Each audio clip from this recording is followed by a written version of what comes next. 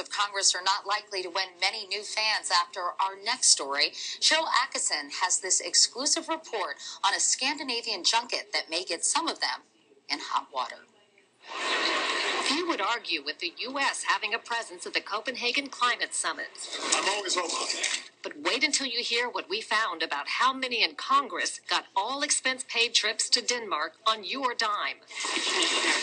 Our camera spotted House Speaker Nancy Pelosi at the summit. She called the shots on who got to go. That's House Majority Leader Steny Hoyer.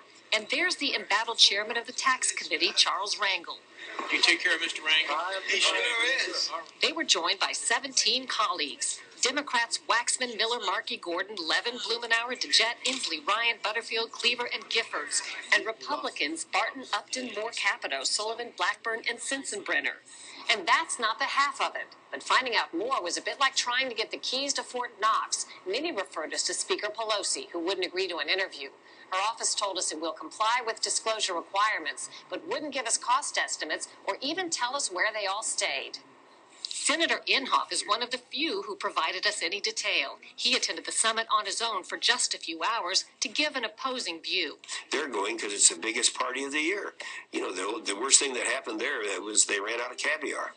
Our investigation found that the congressional delegation was so large, it needed 3 military jets, 2 737s, and a Gulfstream 5, up to 64 passengers traveling in luxurious comfort. Along with those who flew commercial, we counted at least 101 Congress-related attendees, all for a summit that failed to deliver a global climate deal. As a perk, some took spouses, since they could snag an open seat on a military jet or share a room at no extra cost to taxpayers. That's Congresswoman Giffords holding her husband's hand, Moore Capito and her husband. Markey took his wife, wearing red, as did Sensenbrenner. Congressman Barton, a climate change skeptic, even brought along his daughter. Until required filings are made in the coming weeks, we can only figure bits and pieces of the cost to you. 3 military jets at $9,900 an hour. That's $168,000 just for flight time. Dozens flew commercial at up to $2,000 each. More than 300 hotel nights booked. The bulk at Copenhagen's 5-star Marriott. Meals add tens of thousands more.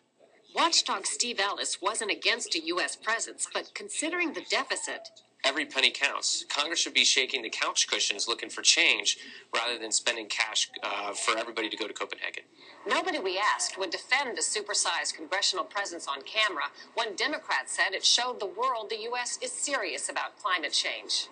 And all those attendees who went to the summit rather than hooking up by teleconference, they produced enough climate-stunting carbon dioxide to fill 10,000 swimming pools.